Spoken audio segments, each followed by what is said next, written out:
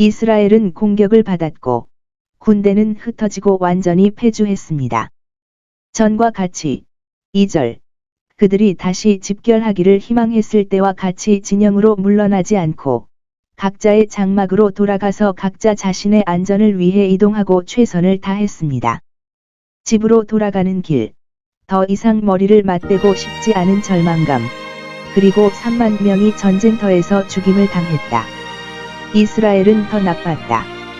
그들은 침략자에 대항하여 그들의 정당한 권리와 자유를 필요로 방어하기 위해 일어섰지만 그들의 반석이 그들을 팔았기 때문에 성공하지 못했습니다. 좋은 대의는 종종 그것을 수행하는 나쁜 자들을 위해 고통을 받습니다. 그들이 더 큰 확신을 갖고 더 용기를 냈지만 블레셋 사람들이 떨며 소리쳤으나 하나님이 그 명령을 기뻐하사 블레셋 사람들의 두려움이 승리로 바뀌고 이스라엘의 외침이 애가가 되었습니다. 그들은 하나님의 궤를 가지고 있었지만 외부 권한은 그것을 남용하고 그에 따라 생활하지 않는 사람을 보호하지 못합니다. 진영에 있는 궤는 그 안에 아간이 있을 때 그 힘을 더하지 못할 것입니다. 법궤 자체는 블레셋 사람들에게 빼앗겼습니다. 그리고 홈리와 비느하스는 그 성읍 가까이에 있었을 가능성이 있으며 위험에 처했을 때 그 성읍을 방어하기 위해 멀리 모험을 감행했는데 이는 그들이 그것으로 생계를 꾸렸기 때문에 둘 다 죽임을 당함. 11절 그가 그의 힘을 포로에게 그의 영광을 원수의 손에 넘기셨도다. 그들의 제사장들은 칼에 엎드러졌습니다. 제사장들을 죽이는 것은 그들의 악한 품성을 고려할 때 이스라엘에게는 큰 손실이 아니었지만 엘리의 집에는 두려운 심판이었다. 하나님이 하신 말씀이 그 가운데서 이루어졌느니라. 2시 34분 이것이 내게 임할 징조니 곧 엄한 심판이 임할 것이라. 내 두 아들이 하루에 죽으리니 모든 소산이 그러하리라. 당신의 집은 그들의 나이에 꽂혀 죽습니다. 엘리가 그의 의무를 다하고 그들을 더럽힌 것처럼 두었더라면 제사장 직분에서 7, 64 그들은 비록 수치를 당했지만 살았을 것이다. 그러나 이제 하나님은 그 일을 자기 손에 맡기시고 무할례자의 칼로 세상에서 쫓아내십니다. 여호와는 그가 집행하는 심판으로 아신다. 칼이 서로를 삼키는 것은 사실이지만 이들은 복수를 위해 표시된 칼을 기다리고 있었습니다. 그들은 제자리에서 벗어났습니다. 그들은 캠프에서 무엇을 해야 했습니까? 사람들이 의무의 길을 떠날 때 그들은 하나님의 보호에서 스스로를 닫습니다. 그러나 이것이 전부는 아니었습니다. 그들은 하나님의 영장도 없이 궤를 위험에 빠뜨림으로써 배반하였으므로 이것이 그들의 죄악의 상당량을 차지하였느니라. 그러나 궤를 취하는 것은 이스라엘에 대한 매우 큰 심판이었고 그들을 향한 하나님의 뜨거운 진노의 확실한 표시였습니다.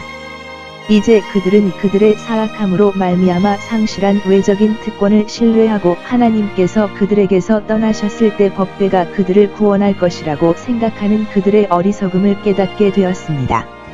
이제 그들은 궤를 진영으로 가져와서 폭로한 그들 자신의 경솔함과 오만함에 대해 극도의 후회를 안고 반성하게 되었으며 하나님께서 그것을 고정해 두신 곳에 1000번이라도 놔두길 바랐다.